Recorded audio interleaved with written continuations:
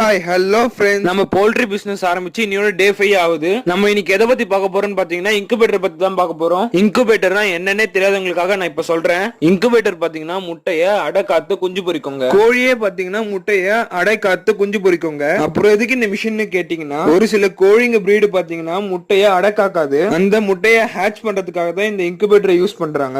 இன்குபேட்டரும் கோழியும் ரெண்டுமே பாத்தீங்கன்னா முட்டைய பொரிக்க வைக்கிறதுக்கு 18 இருந்து 21 நாள் எடுத்துக்கும். ஒரு முட்டையை பொரிக்க வைக்கிறதுக்கு மூணு விஷயம் இருந்தா போதும். ஃபர்ஸ்ட் ஒன்னு பாத்தீங்கன்னா டெம்பரேச்சர், செகண்ட் வந்து பாத்தீங்கன்னா ஹியூமிடிட்டி, தேர்ட் வந்து பாத்தீங்கன்னா வென்டிலேஷன். இப்ப கோழி கிட்ட அடை வைக்கும் போது டெம்பரேச்சரையும் ஹியூமிடிட்டியும் கோழியே பாத்துக்கும். வென்டிலேஷன் மட்டும் நம்ம எந்த இடத்துல வைக்கிறோம்ன்றது பொறுத்து மாறும். இப்ப இன்குபேட்டர்ல பாத்தீங்கன்னா இந்த மூணுத்தையும் நம்ம தான் மெயின்டைன் பண்ணி ஆகணும். அதை பாத்தீங்கன்னா அடுத்த வீடியோல சொல்றேன். உங்களுக்கு இன்குபேட்டர் பத்தி வேற ஏதாவது டவுட் இருந்துச்சுனாலும் கமெண்ட் பண்ணுங்க, அதையுமே அடுத்த வீடியோல சொல்றேன். பாய் ஃப்ரெண்ட்ஸ், மறக்காம இந்த வீடியோவை உங்க கோழி வளர்க்குற ஃப்ரெண்ட்ஸ்க்கு ஷேர் பண்ணுங்க.